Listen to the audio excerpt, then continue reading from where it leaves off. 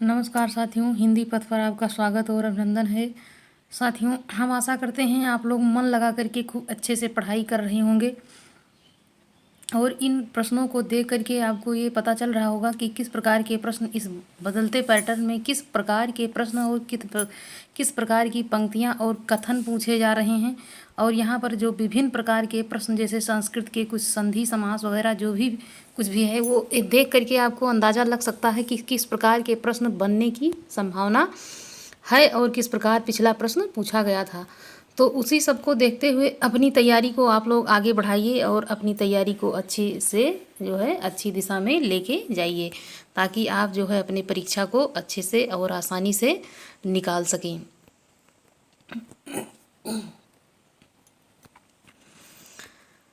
तो साथियों, यहाँ पे हम पहला प्रश्न लेते हैं कि निम्नलिखित में से भारतेंदु हरिश्चंद्र की रचना यहाँ पे नहीं पूछा जा रहा है कि कौन सी उनकी रचना नहीं है। तो यहाँ पे आषाढ़ महात्म्य हो जाएगा, अपवर्ग पंचक हो जाएगा, या फिर भक्ति सर्वस्व हो जाएगा, या फिर हिंदी भाषा हो जाएगा। तो आंसर यहाँ पे सही हो जाएगा कौन सा? आंसर सही हो जाता है आषाढ़ महात्म्य। ये भारतेंदु हरिश्चंद्र की रचना नहीं है। भारतेंदु हरिश्चंद्र जो हैं आधुनिक साहित्य के पितामह कहे जाते हैं। वे आधुनिकता के पहले रचनाकार थे। भारतेंदु बहुमुखी प्रतिभा के धनी थे। ये हिंदी पत्रकारिता, नाटक और काव्य क्षेत्र में इनका बहुमूल्य योगदान भी देखा जा सकता है। यदि कहें तो हिंदी नाटकों का प्रारंभ भारतेंदु हरिश्चंद्र से ही माना जा सकता है। इनका जो है यहाँ पे जो प्रश्न बना कि आषाढ़ महात्म्य भारतेंदु हरिश्चंद्र की ये रचना नहीं है, तो जबकि है किसकी? तो ये यहाँ पे हो जाएगा प्रश्नानुसार आषाढ़ भारतेंदु हरिश्चंद्र की रचना नहीं है, जबकि अपवर्ग पंचक, भक्ति सर्वस्व व हिंदी भाषा उनकी प्रमुख रचनाएं हैं। तो यहाँ पे ये आषाढ़ महात्म्य जो है ये इनकी रचना नहीं है। अगला यहाँ पे प्रश्न पूछा जा रहा है कि न धर्म विद्वेष वया समीक्षते, या सूक्ति किस कवि की है? तो ये काफ़ी महत्वपूर्ण पंक्ति है। तो यहाँ पे कालिदास जी हैं, या फिर भारत जी हैं, या फिर माघ है, या फिर श्रीहर्ष की रचना है। तो यहाँ पे आंसर सही हो जाता है कालिदास की ये पंक्ति है कि न धर्म विद्वेष वया समीक्षते। तो ये पंक्ति बेहद महत्वपूर्ण है। ये सूक्ति दी हुई है, सूक्तियाँ भी उसमें पूछता है। तो यहाँ पे कहा गया है कि न धर्म विद्वेष वया समीक्षते, कम उम्र वाले व्यक्ति भी यदि तप के कारण आदरणीय हो जाते हैं, ये यहाँ पे कहा गया है। कालिदास द्वारा रचित जो है ये पंक्ति है। और कहाँ से पूछी गई है? तो ये कुमार संभोम से ये पंक्ति ली गई है। अगला प्रश्न यहाँ पे है कि प्रेम कहानी से उठने वाले सामाजिक अवरोधों की पृष्ठभूमि पर लिखा गया उपन्यास इसमें से कौन है? तो यहाँ पे आंसर ए सही होता है, बी सही होता है, सी या फिर डी। तो यहाँ पे आंसर सही हो जाता है कौन सा? ए यहाँ पे सही होता है नीलमा नीलोफर, या जो है भीष्म साहनी की रचना यहाँ पे ये है। उपन्यास ये नीलमा नीलोफर है, जो भीष्म साहनी द्वारा रचित ये रचना मानी जाती है। इसका प्रकाशन कब हुआ था? तो ये सन 2000 जो है इसमें ये हुआ था। अगला यहाँ पे प्रश्न है कि टीकाकार मल्लीनाथ ने कालिदास के कुमार संभोम के कितने सर्ग पर संजीवनी लिखी है? संजीवनी टीका मतलब इन्होंने कितनी पर इन्होंने संजीवनी टीका लिखा है? तो आंसर यहाँ पे सही हो जाएगा ए है, या फिर बी, या फिर सी, या फिर डी। तो आंसर यहाँ पे क्या सही हो जाता है? यहाँ पे सही हो जाता है सी। यहाँ पे सही हो जाता है कि जो 8 जो है सर्गों पर इन्होंने अपना जो है मल्लीनाथ ने इसमें टीका लिखा है। यदि पूछा जाता है कालिदास पे सर्वाधिक टीका किसने लिखी है? तो मल्लीनाथ ने ही लिखा है। और ये किस पे लिखा है? तो ये कुमार संभोम पे पूछा गया है कि कितने सर्गों पे है? तो 8 सर्गों पे यहाँ पे जो है ये यहाँ पे इन्होंने किया है। वैसे ये 14वीं शताब्दी 15वीं शताब्दी के ये माने जाते हैं कौन? तो मल्लीनाथ जो है काव्य, अलंकार, व्याकरण, स्मृति दर्शन आदि के विद्वान भी कहे गए हैं। इन्होंने कालिदास के कुमार संभोम के 8 सर्गों पर संजीवनी टीका लिख करके जो है क्या हो गए? ये अमर हो गए। कालिदास की रचना जिस प्रकार से एक बढ़ के महत्वपूर्ण है, उसी पर इन्होंने जो ये अपना टीका लिख दिया है, इसके कारण ये मल्लीनाथ भी काफ़ी प्रसिद्धि इनको मिली। अगला यहाँ पे प्रश्न है कि भाषा योग वशिष्ठ का रचना काल, यहाँ पे पूछा जा रहा है कि भाषा योग वशिष्ठ का रचना काल क्या है? तो यहाँ 1730 है कि 1741 है, 1750 है, या फिर 1761 है। तो ये काफ़ी महत्वपूर्ण है कि यहाँ पे सब लोगों ने क्या किया, याद किया कि ज़्यादातर भाषा योग वशिष्ठ का रचना ही पूछता था, तो यहाँ पे रचना ना पूछ करके उसका जो है सन पूछ लिया गया। यही थोड़ा सा पैटर्न यहाँ पे बदलने वाली बात जो देखी गई है, यहाँ पे यही इसने थोड़ा सा अलग कर दिया है। तो इसके जो रचनाकार हैं वो राम प्रसाद निरंजनी हैं भाषा योग वशिष्ठ के, और इसका प्रकाशन कब हुआ, तो ये प्रकाशन हो जाता है 1941 ईस्वी में। भाषा योग वशिष्ठ 1741 ईस्वी में इसका जो है प्रकाशन हुआ। ये परिमार्जित खड़ी बोली गद्य में प्रणयन किया गया, और इसमें बीच बीच में संस्कृत के शुद्ध तत्सम हिंदी के कुछ पुराने शब्द भी देखने को मिलते हैं। तो यहाँ पे अब सन भी याद करना है हर रचना की, कि जो है उसका सन भी याद करेंगे, तभी जो है वो हम परीक्षा में सफल हो सकते हैं। नहीं हम भाषा उसका जो है रचनाकार याद कर लेते हैं, उसके बाद रचनाकार ना पूछ करके वो उसका सन पूछता है। जिस समस्त पद में पूर्व या उत्तर पद की बजाय किसी अन्य अर्थ की प्रधानता होती है उसमें होता है, तो यहाँ पे ए हो जाएगा, बी हो जाएगा, सी हो जाएगा, एफ या फिर डी हो जाए। तो समस्त पद में पूर्व या उत्तर पद की बजाय किसी अन्य अर्थ की प्रधानता हो, मतलब किसी तीसरे अर्थ की प्रधानता का जब बोध जहाँ पे होता है तो वहाँ पे आंसर सही हो जाता है, बहुव्रीहि अलंकार समास यहाँ पे हो जाएगा। जैसे यहाँ पे कहा गया है कि जब कोई जो है ना पहला पद प्रधान हो ना दूसरा पद प्रधान हो, जब कोई तीसरा पद उसमें आकर के किसी जो है तीसरे अर्थ की ओर इशारा किया जाता है तो वहाँ पे बहुव्रीहि समास हो जाता है। जैसे चतुर्भुज, तो 4 हैं भुजाएं जिसकी, तो विष्णु। त्रिलोचन, 3 आँखों वाला, तो शिव जी। तो इस प्रकार जो है इशारों में यहाँ पे थोड़ा सा समास ये बहुव्रीहि हो जाता है। सनि कज्जल चस झस लगन उपजो सुदन स्नेहु, क्यों ना निपट हयो भोगयो लय सुदेशु सब देहु। बिहारी के उपयुक्त दोहे में उसकी बहुता का कौन सा पक्ष यहाँ पे प्रकट हुआ है। ये यहाँ पे प्रश्न को देखिए कि किस प्रकार इसने जो है प्रश्न को थोड़ा सा यहाँ घुमाने का प्रयास किया है। थोड़ा सा नहीं, यहाँ पे बहुत ज़्यादा घुमाया गया है। तो यहाँ पे हो जाएगा वैदिक ज्ञान हो जाएगा, राजनीतिक हो जाएगा, देशाटन या फिर ज्योतिष से ये पूछा जा रहा है कि ये जो दोहा है वो किस पे जो है आधारित है। तो यहाँ पे आंसर सही हो जाता है कि ये डी, मतलब कि ये ज्योतिष पर आधारित ये दोहा यहाँ पे बिहारी जी ने यहाँ पे प्रस्तुत किया है। अगला यहाँ पे प्रश्न है कि निम्नलिखित में से एक मार्कंडे की कहानी नहीं है, तो यहाँ पे हो जाएगा महुए का पेड़, रामलीला, पानफूल या फिर हंसा जाई अकेला। तो रामलीला इनकी रचना नहीं है, जबकि हंसा जाई अकेला, पानफूल, महुए का पेड़ मार्कंडे जी की रचना के रूप में ये सारी रचनाएं यहाँ पे महत्वपूर्ण हैं। अगला यहाँ पे प्रश्न है कि अंतःकरण की वृत्तियों के चित्र का नाम कविता है। अंतःकरण की वृत्तियों का कविता है, यह लक्षण काव्य किसने प्रस्तुत किया है, ये यहाँ पे पूछा जा रहा है। तो यहाँ पे हो जाएगा कि रामचंद्र शुक्ल हैं, कि श्याम सुंदर दास हैं, कि महावीर प्रसाद द्विवेदी हैं या फिर हजारी प्रसाद द्विवेदी हैं। तो अंतःकरण की वृत्तियों का चित्र का नाम कविता है, ये काफ़ी महत्वपूर्ण कथन है, लगभग कई एग्जाम में पूछा गया है। तो यहाँ पे ये आंसर सही हो जाता है कि ये महावीर प्रसाद द्विवेदी का ये कथन यहाँ पे है। अंतःकरण की वृत्तियों का चित्रण, यहाँ पे ये किसकी रचना यहाँ पे हो जाती है, तो ये महावीर प्रसाद द्विवेदी की रचना ये मानी जाती है। महावीर द्विवेदी युग के प्रवर्तक के रूप में ये जाने जाते हैं, और इन्हें हिंदी साहित्य की अविस्मरणीय सेवा की और युग की साहित्यिक सांस्कृतिक चेतना को दिशा और दृष्टि प्रदान की, और ये अतुल्य योगदान के लिए आधुनिक हिंदी साहित्य में दूसरा युग द्विवेदी युग 1920 से जाना जाता है। महावीर प्रसाद द्विवेदी के काव्य लक्षण के अनुसार अंतःकरण की वृत्तियों के चित्र का नाम कविता है। यदि इस प्रकार की कविता यहाँ लगा करके पूछता है तो इनकी ये कविता जो है यहाँ पे काव्य संकलन भी है, ये उसी से ये पंक्ति यहाँ पे कुलंकसा किसका पर्यायवाची है पूछा जा रहा है। तो यहाँ पे हो जाएगा कि नौका है, कि नदी है, कि बिजली है या फिर रात्रि है। तो ये यहाँ पे जो पर्यायवाची दी हुई है, इस पर्यायवाची को देख करके हम पर्यायवाची को याद करने का अपना जो है तरीका सही कर सकते हैं कि किस प्रकार की पर्यायवाची इसमें परीक्षा में पूछ सकता है। तो यहाँ पे आंसर सही हो जाता है कि ये नदी का पर्यायवाची है। नदी का पर्यायवाची यदि यहाँ पे हम देखते हैं तो नदी का पर्यायवाची जैसे कुलंकसा हो गया, सरिता हो गया, दरिया हो गया, अपगा हो गया, तटनी हो गया, सलीला हो गया, सोतसुनी और प्राहुणी, ये यहाँ पे इसका जो है पर्यायवाची हो जाता है।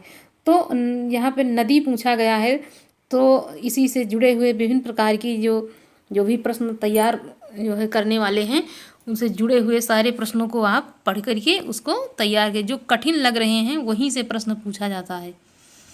जहाँ वक्ता सब्र के चाल में थी, प्रजा में नहीं थी, भूपाल में थी। उपर्युक्त किस प्रकार के उदाहरण की अलंकार की उदाहरण है? तो यहाँ पे हो जाएगा अर्थन्यास, परिसंख्या या फिर विभावना या फिर अपहूति। तो यहाँ पे कौन सा अलंकार यहाँ पे हो जाएगा? तो यहाँ पे आंसर सही हो जाता है परिसंख्या, यहाँ पे अलंकार सही हो जाता है। तो ये परिसंख्या जो अलंकार है वो जैसे जहाँ पर कोई पूछी गई अथवा ना पूछी गई वस्तु शब्द द्वारा प्रतिपादित होकर अपने तुल्य अन्य वस्तु के व्यवच्छेद में परिवसित होती है, वहाँ परिसंख्य अलंकार होता है। अतः प्रश्नागत यहाँ पे जो पंक्ति दी हुई है वो यहाँ पे क्या सही हो जाता है? यहाँ पे सही हो जाता है कि ये परिसंख्या अलंकार यहाँ पे सही है। तो यहाँ पे जो 2-3 अलंकार पूछे गए हैं उनकी पंक्तियाँ भी काफ़ी यहाँ पे महत्वपूर्ण है। उन पंक्तियों को याद करना, हो सकता है कि जो है वहीं से प्रश्न बन जाएगा। यहाँ पे है ग्लोबल गांव के देवता उपन्यास में सर्वोच्च देवलोक किसे कहा गया है? तो यहाँ पे आंसर हो जाएगा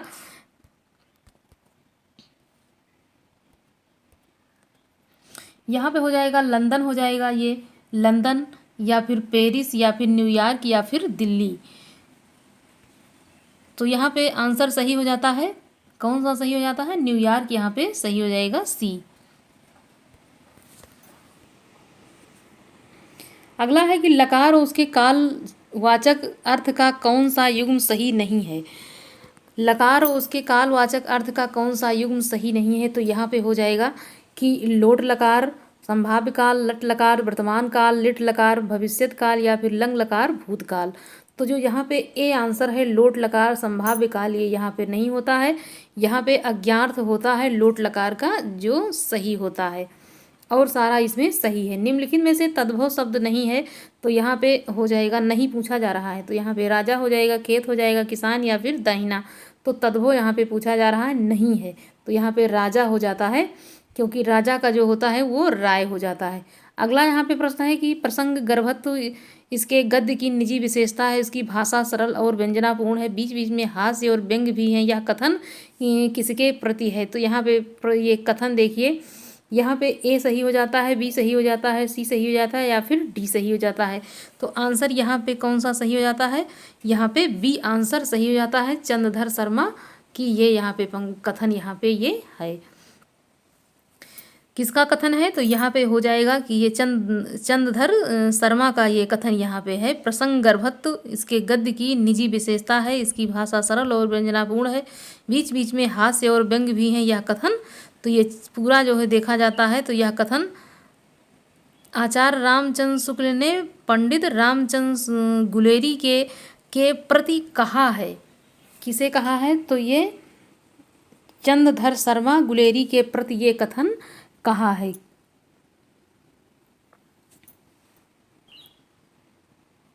आंसर सही हो जाता है इसका बी। अगला यहाँ पे प्रश्न है कि निम्नलिखित में से महाकाव्य के लक्षणों के विषय में एक कथन असत्य है। तो इसमें सभी नाटक संधियाँ होती हैं, इसमें सभी रस प्रधान रस के रूप में होते हैं, यहाँ सर्गों में भक्ति होता है, इसके आरंभ से देवादि को नमस्कार, आशीर्वाद व वस्तु निर्देश होता है। तो यहाँ पे क्या सही हो जाता है? आंसर यहाँ सही हो जाता है बी, इसमें सभी रस प्रधान रस के रूप में जाने जाते हैं, इसमें सभी रस प्रधान रस के रूप में जाने जाते हैं। अगला यहाँ पे प्रश्न है कि गणनावाचक शब्द आयुतम किसके लिए प्रयुक्त हुआ है? तो यहाँ पे देखिए ये प्रश्न संस्कृत की जो संख्या होती है वो यहाँ पे पूछी गई है। ए यहाँ पे सही होता है, बी या फिर सी या फिर डी। तो ये 10 लाख हो जाएगा, 1 लाख हो जाएगा, 5,000 हो जाएगा या फिर 10,000 हो जाएगा। तो यहाँ पे आंसर जो सही हो जाता है वो यहाँ पे हो जाएगा डी, 10,000 ये यहाँ पे आयुतम का हो जाता है। किसका हो जाता है? तो आयुतम का हो जाता है 10,000।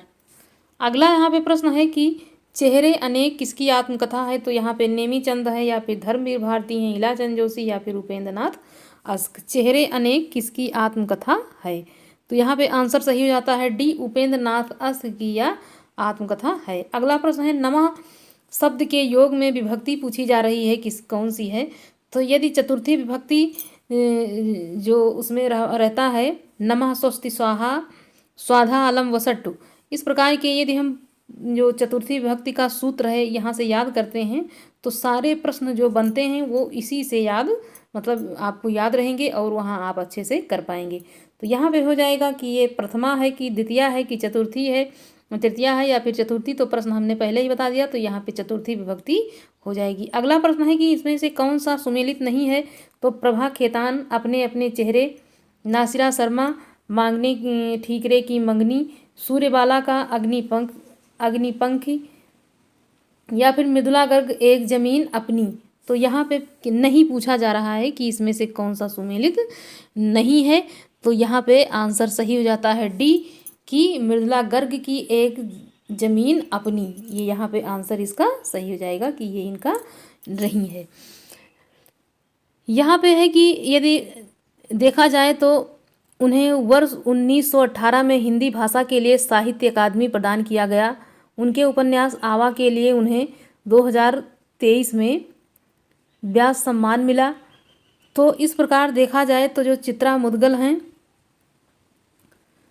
चित्रा मुदगल की बात यहाँ पे हम बताना चाहेंगे थोड़ा सा, क्योंकि ये जो है थोड़ा महत्वपूर्ण है। चित्रा मुदगल को वर्ष 1994 में ग्रामीण विकास संगठन द्वारा उनके उपन्यास एक जमीन अपनी के लिए उनको जो है पुरस्कार दिया गया। कौन सा?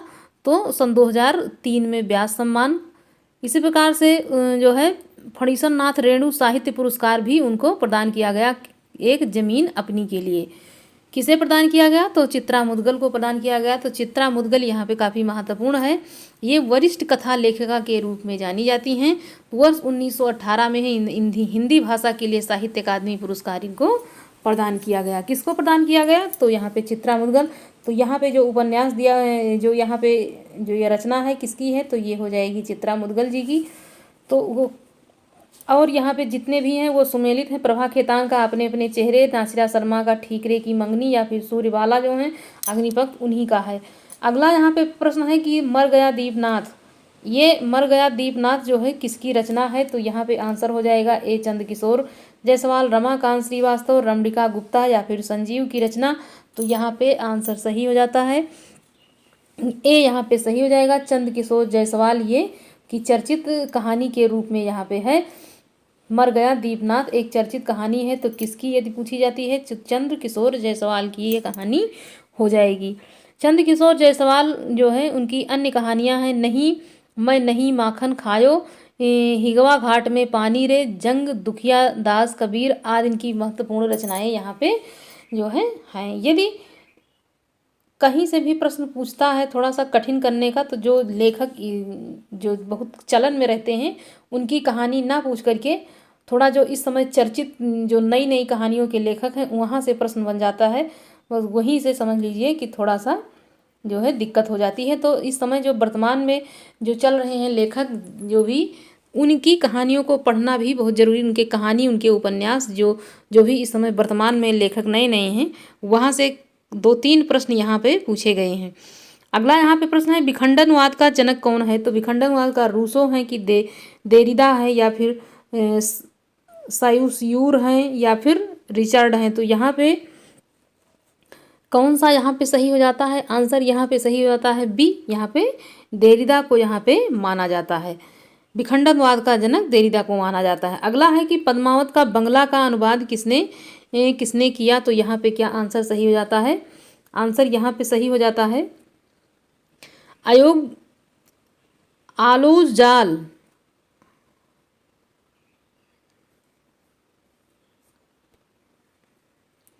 अगला यहाँ पे प्रश्न है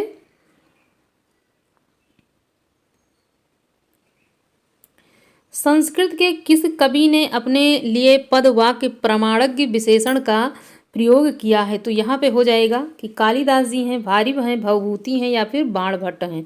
तो यहाँ पे कौन हो सकते हैं? पद वाक्य प्रमाणज्ञ किसने कहा है तो अपने लिए? तो यहाँ पे आंसर सही हो जाता है सी। भवभूति जी ने अपने लिए ये पद वाक्य प्रमाणज्ञ विशेषण यहाँ पे अपने लिए प्रयोग किया है। भवभूति जो है पद वाक्य प्रमाणों की विशेषण का प्रयोग कर भवभूति संस्कृत के महान कवि एवं सर्वश्रेष्ठ नाटककार के रूप में जाने जाते हैं। इनके 3 महत्वपूर्ण नाटक को याद जो है यदि रखेंगे तो हो सकता है परीक्षा में अगली बार यहाँ से प्रश्न बन जाए। महावीर चरितम, उत्तर रामचरितम, मालती माधवम इनकी प्रमुख रचना के रूप में यहाँ पे है। अगला यहाँ पे प्रश्न लेते हैं कि निम्नलिखित कृतियों को उनके प्रकाशन वर्ष के अनुसार आरोही क्रम में व्यक्त करने वाले, यहाँ पे व्यक्त करने वाली श्रेणी कौन सी, यहाँ पे श्रेणी मतलब सही यहाँ पे है। तो यहाँ पे हो जाएगा ये सही है, यहाँ पे ए है या फिर बी या फिर सी या फिर डी। तो इसमें कौन सा क्रम सही से लगा हुआ है ये यहाँ पे पूछा जा रहा है।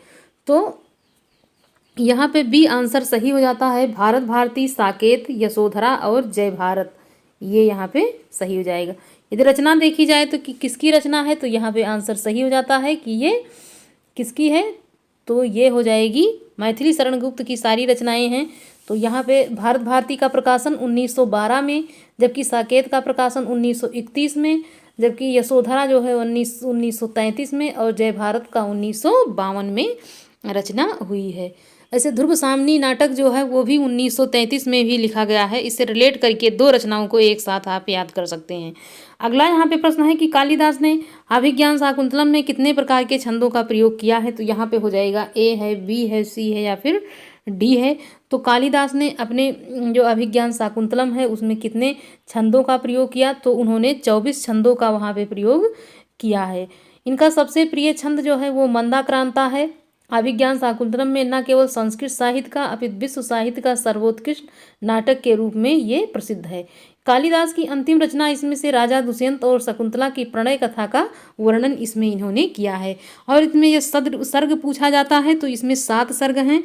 और यदि इसमें पूछा जाता है कि ये जो है महाभारत के किस पर्व से लिया गया है, तो ये आदि पर्व से लिया गया है। आदि पर्व अभिज्ञान, यहाँ पे आ ये भी है और उसमें भी आदि लगा रहता है, तो आ करके रिलेट करके याद कर लेना, ये अच्छे से याद रह सकता है। अगला प्रश्न है कि शुद्ध कला के पारखी कहते हैं उस पार की पंक्ति के रचयिता यहाँ पे कौन हो सकते हैं, तो यहाँ पे ए हो जाएगा, बी हो जाएगा, सी हो जाएगा या फिर डी हो जाएगा। शुद्ध कला के पारखी कहते हैं उस पार की पंक्ति के रचयिता यहाँ पे कौन है, आंसर सही हो जाता है सी। कौन सा, सी। रामविलास शर्मा की ये पंक्ति है। रामविलास शर्मा की ये पंक्ति के रूप में शुद्ध कला के पारखी जो है उनको कहते हैं उस पार की पंक्ति के रचयिता कौन है, रामविलास शर्मा। उनकी पंक्ति में सत्य शिव सुंदरम से ये ली गई है। ये काफ़ी महत्वपूर्ण है। यदि आप लोग याद करें कि ये पंक्ति कहाँ से ली गई है, तो उन्होंने कहाँ से, तो उनकी पंक्तियाँ जो ये उनकी एक पंक्ति है सत्य शिव सुंदरम से ये जो है लिया गया है। अगला यहाँ पे प्रश्न पूछा जा रहा है कि तवल्लकार का संधि विच्छेद यहाँ पे कौन सा सही है, तो ए हो जाएगा, बी हो जाएगा, सी हो जाएगा या फिर डी हो जाएगा। आंसर यहाँ पे कौन सा सही हो जाता है, आंसर सही हो जाता है बी, तवधन लिकारः। तवधन लिकारः से ये संधि विच्छेद यहाँ पे हो जाएगा सही, बराबर तवल्लिकारः। तो यहाँ पे ये जो संधि है ये पूछा जाए कि ये स्वर संधि है या व्यंजन संधि है, तो ये स्वर संधि है। स्वर संधि में कौन सी संधि है, तो यहाँ पे हो जाएगा कि ये गुण संधि का उदाहरण है। अगला यहाँ पे प्रश्न है कि पार्वती का पर्यायवाची नहीं है, तो यहाँ पे ए हो जाएगा, बी हो जाएगा, सी हो जाएगा या फिर डी हो जाएगा। तो पार्वती का पर्यायवाची नहीं पूछा जा रहा है इसमें कि कौन सा नहीं है, तो आंसर सही हो जाएगा इसमें बी की अपर्णा इसमें नहीं है। किसका पर्यायवाची, तो पार्वती का। किंतु उस दिन यह सिद्ध हुआ जब कोई भी मनुष्य अनासक्त होकर चुनौती देता है और इतिहास को उस दिन नक्षत्रों की दिशा बदल जाती है। काफ़ी महत्वपूर्ण ये कथन है, एक बार फिर से पढ़ते हैं। किंतु उस दिन यह सिद्ध हुआ जब कोई भी मनुष्य अनासक्त होकर चुनौती देता है इतिहास को, उस दिन नक्षत्रों की दिशा बदल जाती है। ये यहाँ पे है कि ये पंक्ति जो है इन पंक्तियों को के सृजेता और तथा कृति का नाम बताना है। यहाँ पे हो जाएगा कि ये बी, सी या फिर डी। तो ये पंक्ति कहने वाले कौन हैं और जो है किस कृति से इन्होंने ये पंक्ति यहाँ से उठाई है, ये यहाँ पे पूछा जा रहा है। तो आंसर यहाँ पे सही हो जाता है कौन सा, यहाँ पे ए सही हो जाता है। अंधा युग धर्मवीर भारती की ये पंक्ति यहाँ पे है। इसका प्रकाशन, यदि अंधा युग की प्रकाशन की बात की जाए तो ये 1955 में इसका प्रकाशन हुआ था। अगला यहाँ पे प्रश्न है कि कविता की नई तारीख किसकी कहानी है। कविता की नई तारीख किसकी कहानी है, तो ए हो जाएगा, बी हो जाएगा, सी हो जाएगा या फिर डी हो जाएगा। आंसर सही हो जाता है इसमें बी, काशीनाथ सिंह की ये कहानी है यहाँ पे। तो काशीनाथ सिंह जो हिंदी साहित्य के 60वीं पीढ़ी के प्रमुख कहानीकार के उपन्यासकार के रूप में जाने जाते हैं। लोग बिस्तरों पर, उसके बाद सुबह का डर, आदमी नामा, नई तारीख, सदी का सबसे बड़ा आदमी, इनके कुछ प्रमुख कहानी संग्रह यहाँ पे जो है हम आप लोगों को थोड़ा सा बताने का प्रयास कर रहे हैं। तो अगला यहाँ पे प्रश्न है कि प्रज्ञानवोन्मेषशालिनी प्रतिभा मतः किसकी उक्ति है। यहाँ पे हो जाएगा कि ये कुंतक की है, कि मम्मट की है, भट्टलोलट की है, या फिर श्री भट्ट की है। आंसर क्या सही होता है? आंसर इसमें सही हो जाता है कौन सा? इसमें डी आंसर सही है। भट्टतोत का यह कथन है, प्रज्ञानवोन्मेषशालिनी प्रतिभा मता, भट्टतोत की यह पंक्ति यहाँ पे है। अगला प्रश्न है कि आचार्य भरत मुनि ने नाटकों में अभिनय को किस वेद से लिया है। तो यहाँ पे ऋग्वेद है, सामवेद है, यजुर्वेद है, अथर्ववेद है। कहाँ से लिया है इन्होंने? तो इन्होंने कहाँ से लिया है? इन्होंने यजुर्वेद से इसको लिया है। किसे लिया है? यजुर्वेद से अभिनय इन्होंने लिया है। अगला प्रश्न है कि प्रगतिवाद आंदोलन के सैनिक रूप का उल्लेख किस साहित्य ने लिया है। मतलब साहित्यकार ने इसको अपने उसमें साहित्य में लिया है। तो प्रेमचंद जी हैं, मुक्तिबोध हैं, अज्ञेय जी हैं, या फिर नागार्जुन हैं। आंसर सही हो जाता है कौन सा? तो यहाँ पे बी सही हो जाता है कि ये गजानन माधव मुक्तिबोध यहाँ पे हैं। ये गजानन माधव मुक्ति जो हैं ये प्रयोगवाद के कवि के रूप में जाने जाते हैं। नहीं, प्रयोगवाद के नहीं, प्रगतिवाद के ये कवि के रूप में जाने जाते हैं। इन्होंने अपने आंदोलन में सैनिक रूप का उल्लेख इन्होंने अपनी प्रगतिशील कविता में की है। अगला यहाँ पे प्रश्न लेते हैं कि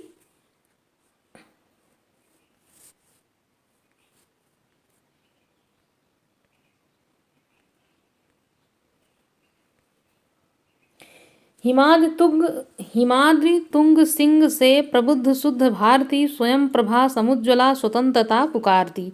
प्रस्तुत पंक्ति में काव्य का कौन सा गुण मौजूद है? गुण यहाँ पे पूछा जा रहा है।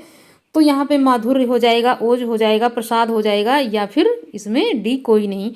तो इसमें ओज गुण है, क्योंकि जब हम कविता को पढ़ते हैं तो उसमें जब वीर रस से प्रधान कोई भी कविता होती है तो उसमें ओज गुण वहाँ पे रहता है। अगला यहाँ पे है कि बैलगाड़ी में कौन सा समास है। तो यहाँ पे द्वंद्व हो जाएगा, दिगु हो जाएगा, कर्मधारय, या फिर तत्पुरुष समास। आंसर यहाँ पे क्या सही हो जाता है? आंसर यहाँ पे डी सही हो जाता है कि यहाँ पे तत्पुरुष समास है। अगला यहाँ पे है निम्नलिखित में से एक ओष्ठीय ध्वनि नहीं है, यहाँ पे पूछा जा रहा है। तो यहाँ पे पा, या फिर माँ, या फिर धा, या फिर फा। तो हमारे उच्चारण के दौरान ही हमको ये पता चल जाता है कि इसमें कौन सा नहीं है। सी यहाँ पे आंसर सही हो जाता है। अगला है कि गोस्वामी विट्ठलनाथ द्वारा अष्टछाप की स्थापना कब हुई। तो यहाँ पे हो जाएगा कि ये 1555 में, 1558 में, 1560 में, 1565 में। आंसर सही आता है 1565 में इसका जो है इसकी स्थापना किसने की? तो विट्ठलनाथ जी ने की। लीक पर वह चले जिनके चरण दुर्बल हैं और हारे हैं, हमें तो जो हमारी यात्रा से बने ऐसे अनिर्मित पंथ प्यारे हैं। इस पंक्ति के जो सृजन करता हैं वो यहाँ पे पूछा जा रहा है कि इसके कौन हैं।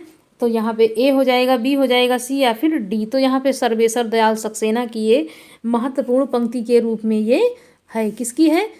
तो ये सर्वेश्वर दयाल सक्सेना की ये पंक्ति ये है। सर्वेश्वर दयाल सक्सेना ये हिंदी के एक महत्वपूर्ण कवि के रूप में, कवि साहित्यकार के रूप में ये जाने जाते हैं।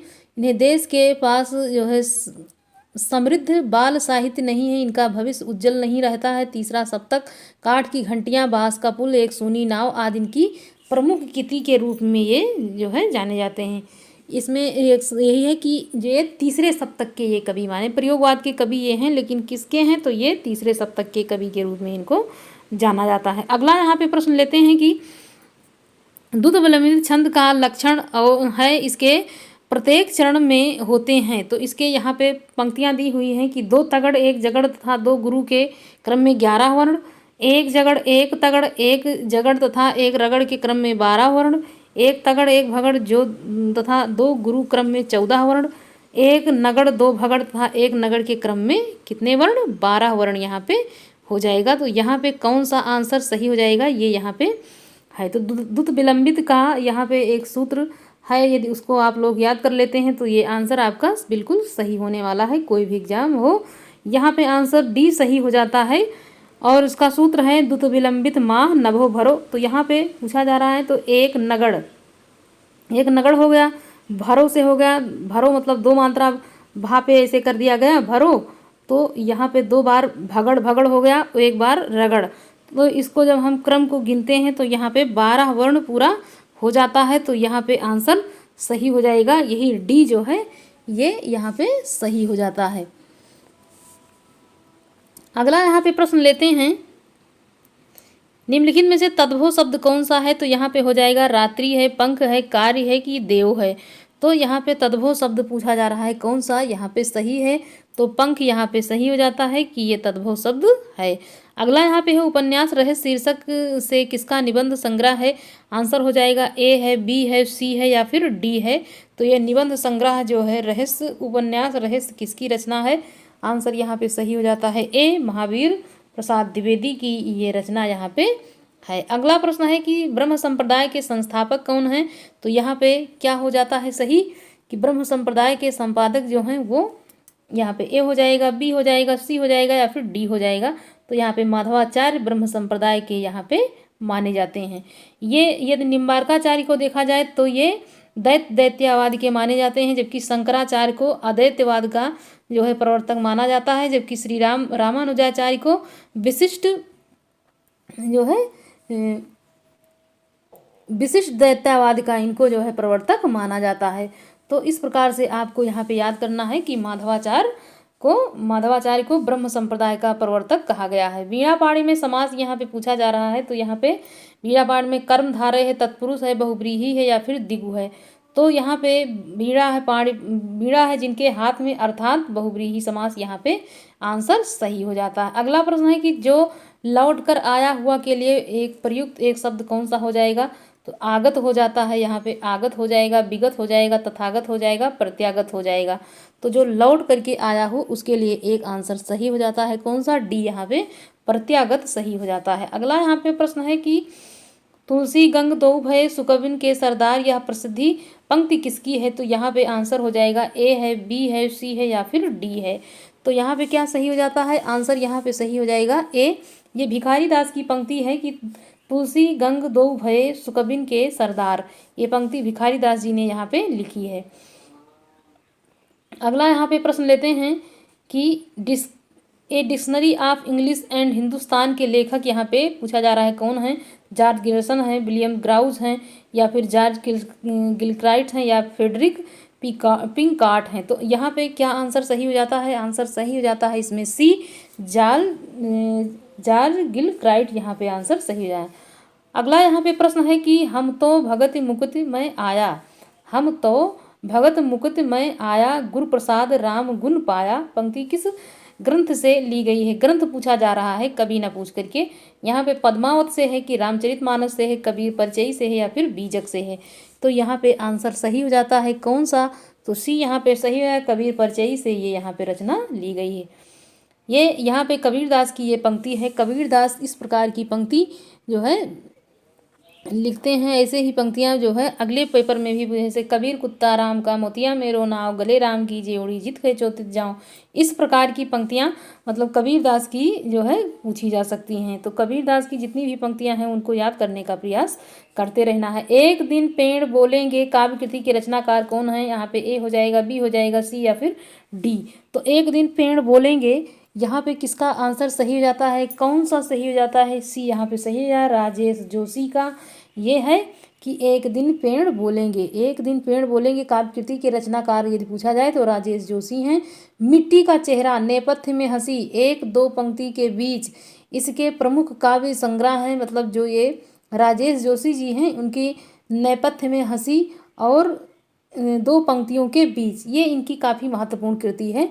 और जो है साहित्य जोशी साहित्य अकादमी द्वारा पुरस्कृत हिंदी साहित्यकार के रूप में भी जाने जाते हैं। तो इनकी ये पेड़ बोलेंगे तो है ही है, उसके बाद 2-3 रचना और इनकी काफ़ी महत्वपूर्ण है। अगला यहाँ पे है कि निम्नलिखित में से असत्य कथन को यहाँ पे पहचानना है कि यहाँ पे कौन सा असत्य है। तो ए हो जाएगा, बी हो जाएगा, सी हो जाएगा या फिर डी हो जाएगा। तो यहाँ पे क्या हो जाएगा सही? यहाँ पे आंसर सही हो जाता है कौन सा? कि रक्षाबंधन कहानी हरि कृष्ण प्रेमी ने लिखी है। आंसर यहाँ पे सही हो जाता है कौन सा, डी। हरि रक्षाबंधन कहानी हरि कृष्ण प्रेमी ने लिखी है। तो हरि कृष्ण प्रेमी जो हैं वो हिंदी साहित्य द्वारा लिखित ऐतिहासिक नाटक है, ना कि कहानी। इस नाटक की रचना इन्होंने 1938 में की है। तो यहाँ पे ये कहानी ना होकर के क्या है, एक नाटक है ये। अगला यहाँ पे प्रश्न लेते हैं कि निम्नलिखित से कौन सा नाम सिद्ध परंपरा की योगिनी का नहीं है बल्कि योगी का है। तो यहाँ पे हो जाएगा कि पुतलिपा है, कि मणिभद्रा है, कि ककलफा है, या फिर लक्ष्मी करा है। तो यहाँ पे आंसर जो सही हो जाता है वो सही हो जाता है यहाँ पे ए। पुतलिपा यहाँ पे नहीं है, बाकी और जितनी भी हैं यहाँ पे वो सब जो है योगिनी के रूप में मणिभद्रा है, लक्ष्मी करा है या ककलफा है। तो यही 3 हाई हैं उसमें, जो 84 सिद्ध हुए थे उसमें से ये जो 3 ही उसमें थी, मतलब जो लेडीज थी उसमें केवल 3 ही थी 84 सिद्धों में। अगला यहाँ पे है कि संस्कृत के प्रथम नाटककार यहाँ पे कौन हो जाएंगे। तो यहाँ पे कालिदास, शूद्रक, विशाखदत्त, भास। तो यहाँ पे भास आंसर सही हो जाता है। संस्कृत के प्रथम नाटककार के रूप में इनको जाना जाता है। अगला प्रश्न है कि इसमें विनय सोफिया किस प्रसिद्ध उपन्यास के पात्र हैं। तो विनय और सोफिया जो हैं सेवा सदन के हैं, रंगभूमि के हैं, कर्मभूमि या फिर कायाकल्प से। तो ये कहाँ से हैं, ये यहाँ पे आंसर सही होगा रंगभूमि से। ये दोनों हैं विनय और सोफिया। अगला है यहाँ पे कि शिवराज भूषण में कितने अलंकारों का निरूपण किया है। तो 15 है, 51 है, 99 है या फिर 105 है। आंसर सही आता है इसमें डी। इसमें 105 अलंकारों का इन्होंने निरूपण किया है। किसने किया है, तो शिवराज भूषण ने अपने काव्य में जो है इसका निरूपण किया है। कितने का किया है, तो 105 का इन्होंने अपने काव्य में निरूपण किया है। तुलसीदास ने कौन सी रचना अपनी शारीरिक पीड़ा के निवारणार्थ की थी। तो यहाँ पे आंसर सही हो जाएगा विनय पत्रिका, हनुमान बाहुक, रामचरितमानस, जानकी मंगल। तो हनुमान बाहुक यहाँ पे आंसर सही हो जाता है।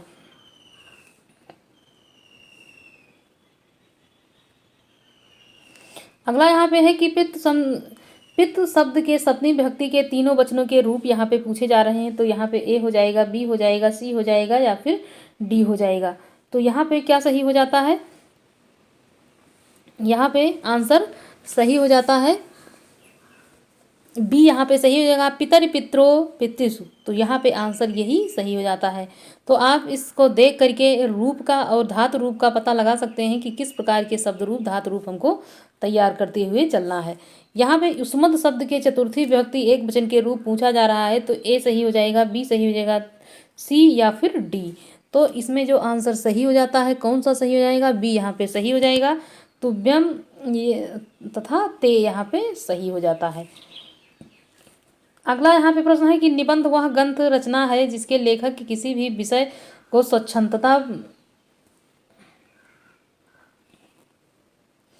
स्वच्छतापूर्वक प्रस्तुत एक विशेष सौराष्ट्रीय साहित्य एवं व्यक्तित्व के साथ अपने भावों और विचारों को, अनुभवों को व्यक्त करते हैं तथा यह परिभाषा किस विद्वान की है, ये यहाँ पे है। तो यहाँ पे ए हो जाएगा, बी हो जाएगा, सी हो जाएगा या फिर डी हो जाएगा।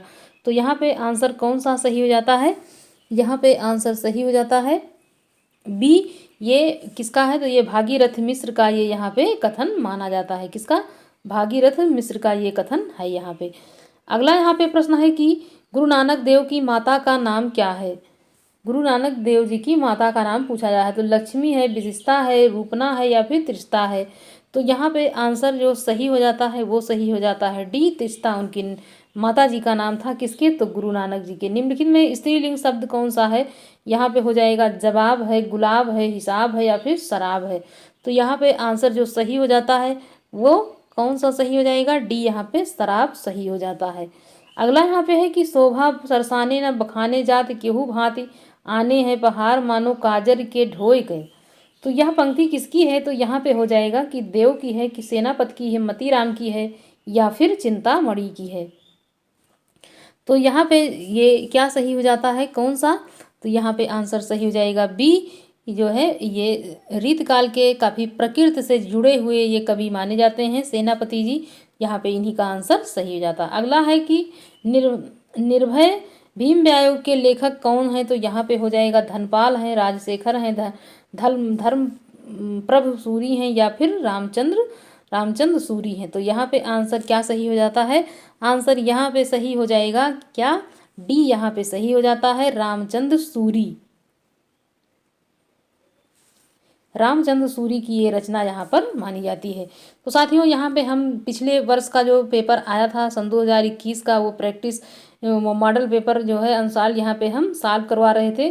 तो साथियों, हम सोचते हैं कि आप लोगों को थोड़ा सा ये पता चल गया होगा कि कहाँ से प्रश्न, किस प्रकार के प्रश्न पूछे जाते हैं। उन्हीं प्रश्नों को देख करके अपनी तैयारी को थोड़ा सा आप अच्छे से जो है करिए, कि ताकि वहाँ पे परीक्षा में पहुँच करके हॉल में ये ना लगे कि हमको कोई भी प्रश्न नहीं आ रहा है। तो अपनी कथन और अपनी पंक्तियों को इस देख करके तो उनको भी अपना जो है विषय बनाइए। और पढ़ाई करते समय एक ही टॉपिक को बहुत ज़्यादा देर तक ना पढ़ें। जब उबन होने लगे तो थोड़ा सा हट करके जो है टॉपिक वाइज अलग अलग पढ़िए, कि ताकि आपको अच्छे से याद हो। धन्यवाद साथियों।